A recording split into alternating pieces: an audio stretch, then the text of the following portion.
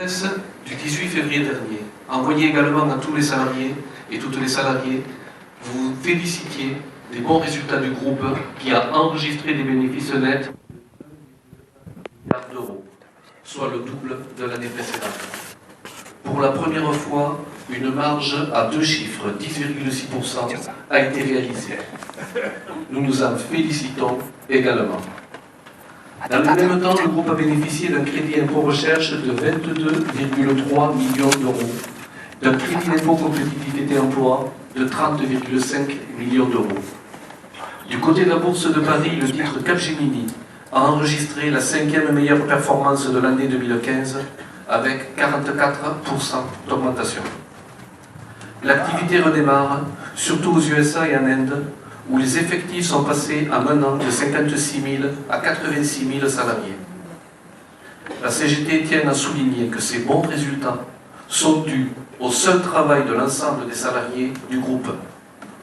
De cela, bien entendu, il n'est pas question dans ce communiqué de presse dont l'indécence des détails financiers ne peut que nous révolter. Nous pensons utile d'en dévoiler les raisons à l'Assemblée des actionnaires ici présents. Les dividendes seront augmentés de 15 centimes d'euros par action, soit 12,5% d'augmentation. Comme un hasard n'est jamais totalement fortuit, nous remarquons que cette année, l'enveloppe consacrée aux augmentations de salaire a subi, elle, une baisse de 12,5%. La théorie des vases communicants en est peut-être la bonne explication. La priorité de la rétribution de ces bons résultats n'est donc pas accordée à seuls et ceux qui ont œuvré jour et nuit pour le groupe Capgemini. Mais cela ne vous suffit pas. Vous annonciez dans ce même communiqué de presse vouloir, je vous cite, neutraliser la dilution entraînée par les programmes d'actionnariat salarié et les instruments de motivation de ses employés. Belle formulation pour dire que cette année, les augmentations de salaire ne seront encore une fois pas au rendez-vous, mais que 150 millions d'euros seront consacrés au rachat d'actions qui seront détruites afin d'en faire remonter le cours. Voilà une vraie raison. Comparons cette somme sacrifiée sur l'autel de la finance aux 6 millions d'euros, montant estimé par l'expert en CCE, 6 millions d'euros qui seraient nécessaires afin de supprimer les inégalités de salaire entre les femmes et les hommes dans le groupe. Mais cela n'est pas dans votre stratégie. Votre directeur des ressources humaines de l'US nous l'a déclaré sans embâche lors d'un CCE, je le cite, « Nous n'avons pas pour ambition de supprimer l'inégalité femmes-hommes, nous voulons la réduire d'ici 6 ans. C'est la stratégie financière du groupe. » Les augmentations de salaire cette année ne concerneront au mieux que 3 000 salariés sur les 20 000 œuvrant en France. Et encore, ils se partageront une maigre enveloppe de 0,8 millions d'euros.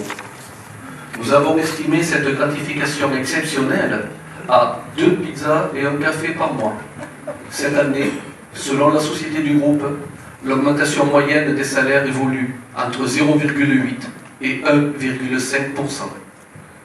Pendant ce temps, il est proposé à cette Assemblée de donner un avis sur l'évolution de vos éléments de rémunération, qui passerait ainsi au total de 4 90 à 4,831 millions d'euros, soit plus de 18% d'augmentation. Avec une telle politique salariale, comment voulez-vous que les salariés ne se sentent pas découragés, démotivés? Mais ce n'est pas tout. Il est important de faire prendre conscience à cette Assemblée des conséquences des décisions prises ici, comme celle par exemple de l'augmentation des marges. Ce type de décision se traduit concrètement pour les salariés par des licenciements abusifs, sans justification plausible, autre que l'exigence d'économie sur les contrats, notamment touchant des salariés les plus vulnérables, comme les parents isolés. Comment pouvez-vous accepter cette responsabilité? Lors de votre communication adressée le 15 mars dernier à tous les salariés du groupe au sujet de Serge Kampf et de ses valeurs, vous avez exprimé avec sincérité votre filiation au capitaine d'industrie, à l'homme, à ses principes auxquels vous le dites vous-même, il ne faut pas transiger. Aurait-il accepté qu'une salariée soit piégée pour être licenciée à quelques mois de sa retraite, après 34 ans passés dans le groupe? Aurait-il accepté qu'une mère isolée avec 2 enfants en bas âge puisse être elle aussi piégée et licencié pour faire des économies sur son projet. Tous les salariés du site Sogeti High Tech de Toulouse savent que ces licenciements ne sont pas justifiés et soutiennent leurs deux collègues.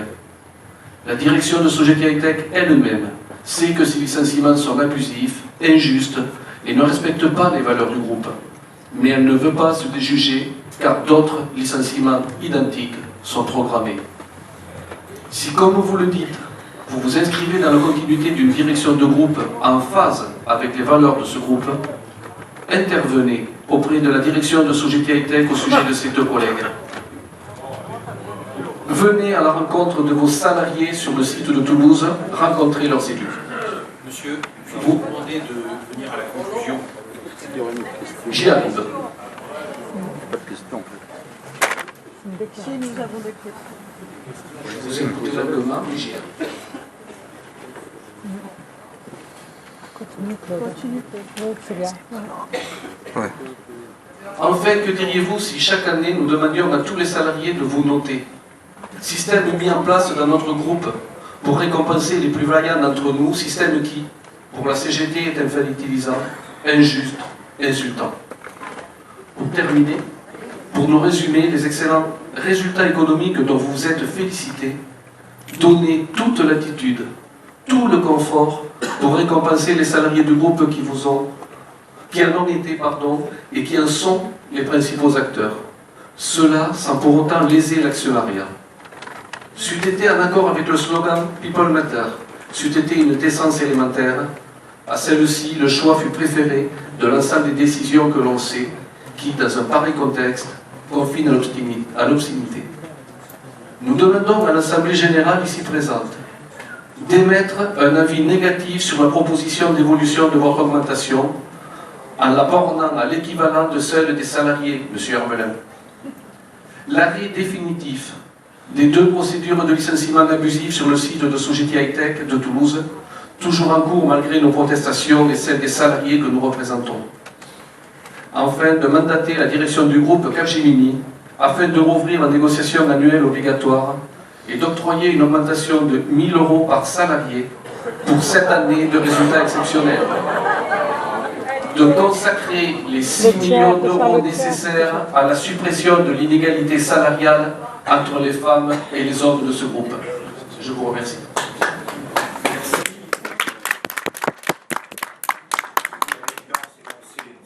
De revendications, mais pour l'information de cette assemblée, moi je vais ajouter 2-3 points que vous connaissez.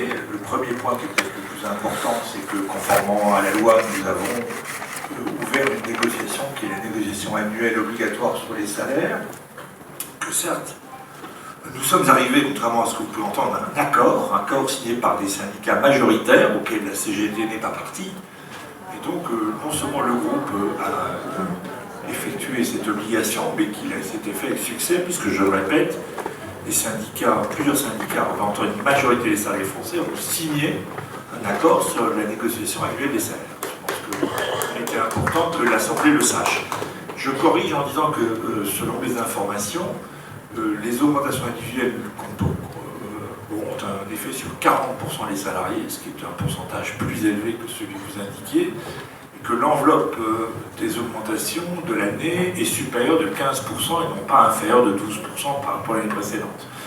Ce qui me paraît important plus structurellement, c'est que nous sommes depuis quelques années, bien qu'étant en période de reprise, face à une stagnation, sinon à une baisse des prix de nos prestations en France. Et que la réponse, c'est la discussion que nous avons eue notamment devant le comité de groupe européen, c'est que notre réponse face à ce challenge, c'est d'investir dans la formation. Nous avons présenté à nos actionnaires un programme exceptionnel d'investissement en formation. Il ne s'agit donc pas d'augmenter les salaires à qualification constante, puisqu'encore une fois, nos prix évoluent à la baisse. Et c'est de permettre aux salariés qui le souhaiteraient d'aller vers des formations nouvelles, qui permettront d'aller vers des qualifications nouvelles et qui permettront de les facturer mieux et donc d'augmenter leur salaire. Donc une politique active de rémunération. Le dernier point que je voudrais dire, c'est évidemment, je ne sais pas que les mots que vous avez pris de la bouche, je trouve, de Jacques Atou, mais il est clair que les discriminations suivant les sexes sont inacceptables et que nous avons une politique active de réduction rapide de ces inégalités. Enfin, quand il passe chez Sogeti High-Tech, je ne pense pas que ce soit l'objet d'aujourd'hui, mais en tout cas, je demande à Hubert de s'en occuper personnellement. Je vois Christophe Bonnard qui est dans la salle et qui s'occupe de Sogeti. Mais avec l'aide de Jean-Pierre Petit, je répondrai à votre invitation. Je me rendrai à Toulouse, voir la situation de Sogeti High-Tech. Merci. Merci.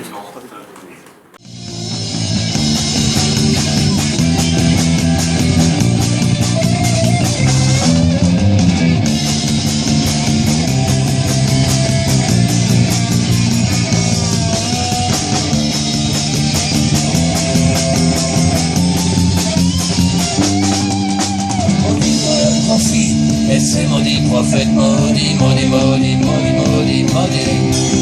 Maudits soit le profit. Et ces maudits prophètes maudits, maudits, maudits, maudits, maudits, maudits. Maudits soit le profit. Et ces maudits prophètes maudits, maudits, maudits, maudits, maudits, maudits. Maudits soit le profit. Et ces maudits prophètes maudits, maudits, maudits, maudits, maudits.